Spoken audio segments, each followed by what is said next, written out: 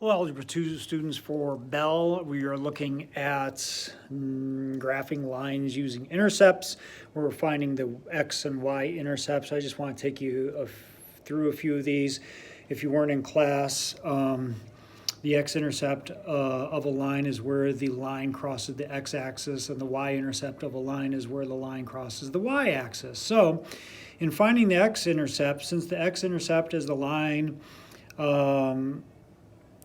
x-intercept of a line is along the x-axis, the y-coordinate will equal 0.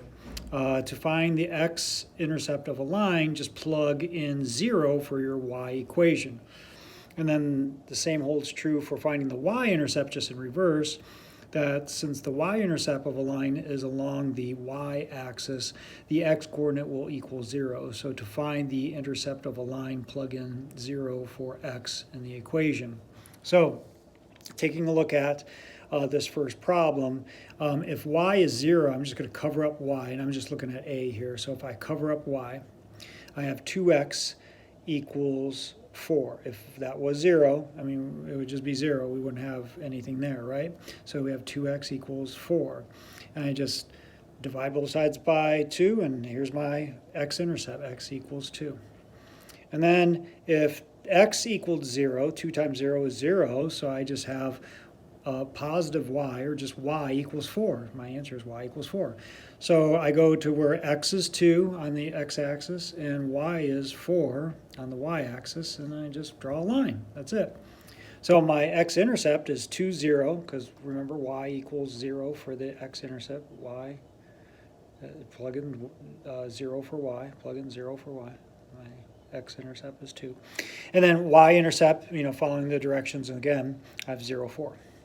Going on to this one, for B, I cover up, that's what my strategy is, just to cover up the 4y, because it would be 0 anyways. So negative 3x equals 12. So negative 3x equals 12. I just divide both sides by negative 3, and I get x equals negative 4.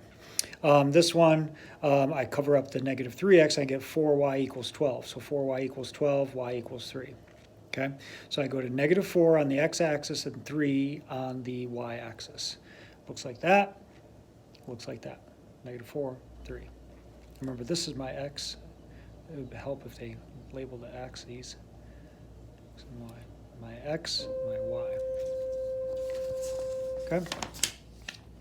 And then for number 3, I did number 3 too. I wasn't sure about 4. I didn't even really look at 4, but you could read that and try to figure that out and do that one on your own. But number 3, I did the same thing.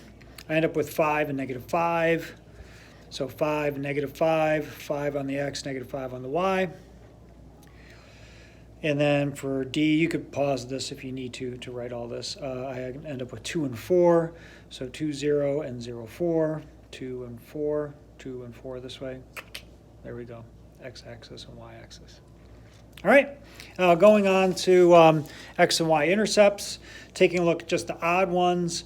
And this is pretty easy. You just go to your negative 1 on the x-axis, and on the y-axis go to 5 is the intercept, and just draw your line. For number 3, you just want to figure out what these are. So if y is 0, to find the x-intercept,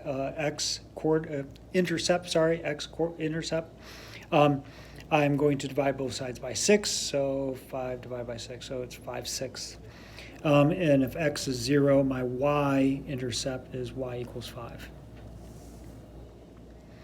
I do the same thing for my x-intercept and my y-intercept here.